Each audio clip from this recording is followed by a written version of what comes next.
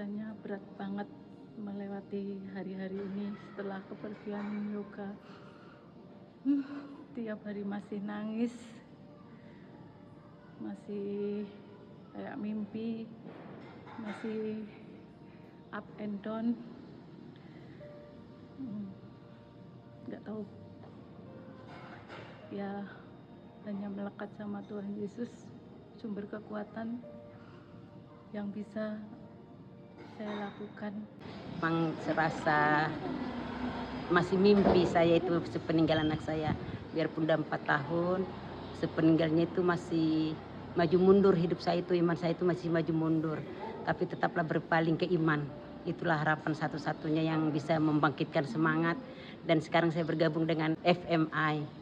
Makin saya kira selama ini saya yang paling terpuruk, ternyata banyak dapat saya sokongan dari teman-teman yang udah mengalami kehilangan ditinggalkan oleh anak terkasih.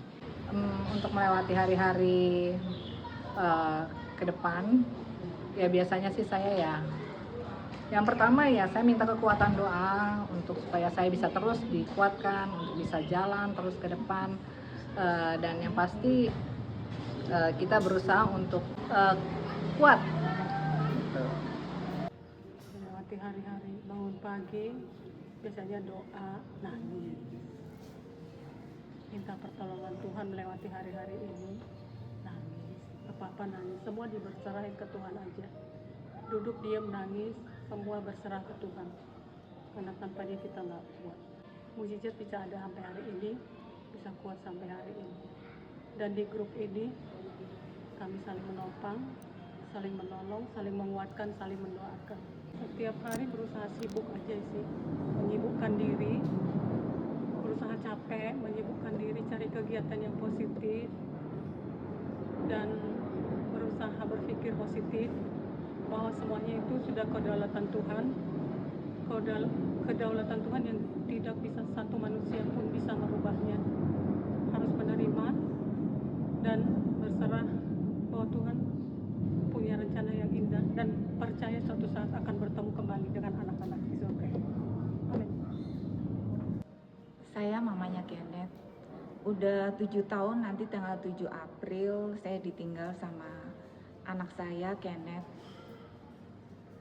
Dari saya ditinggal itu saya mencari kesibukan, itu bertanam, berkebun, sampai banyak seperti hutan, kata suami saya. Saya bosan berkebun, itu saya membuat kue sampai bisa. Bosan saya membuat kue, saya berkebun lagi. Untuk mengisi saya waktu-waktu saya biar tidak teringat bagaimana anak saya sehari-hari, saya itu mendengarkan musik lagu rohani dari pagi sampai pagi lagi, dari pagi sampai pagi lagi. Kalau saya teringat itu saya ke rumahnya, saya bilang rumah kedua itu di Pondok Ranggon, itu saya buat seperti ada tamannya. Jadi saya bertanam juga di Pondok Ranggon, itu seperti saya anggap seperti rumah sendiri. Saya sapu semua sekelilingnya, saya tanemin tanaman bunga-bunga, saya tanemin rumput di sekitarnya ini, jalan-jalannya. Jadi sama orang yang lewat-lewat dibilangnya, kok seperti di rumah aja, disapu dari depan sampai belakang, ditanamin tanaman yang banyak sekali gitu. Jadi waktu saya untuk menghilangkan rasa sedih yaitu bertanam, membuat kue, mendengarkan musik, itu aja. Halo, saya Mama Ino. Saya kehilangan Ino hampir 3 tahun yang lalu. Awal-awal melewati hari-hari setelah anak saya berpulang itu berat banget ya, gelap banget rasanya, nggak bisa mikir, nggak bisa ngapa-ngapain juga. Itu hampir 6 bulan saya nggak keluar rumah, nggak ketemu siapa-siapa, itu susah banget. Seberjalan waktu Tuhan tuh kasih kekuatan, kasih damai sejahtera. Akhirnya saya mulai merasa tenang, mulai mendapat kekuatan. Tapi saya tahu ini bukan kebetulan ya, tiba-tiba saya dipertemukan dengan grup VMI.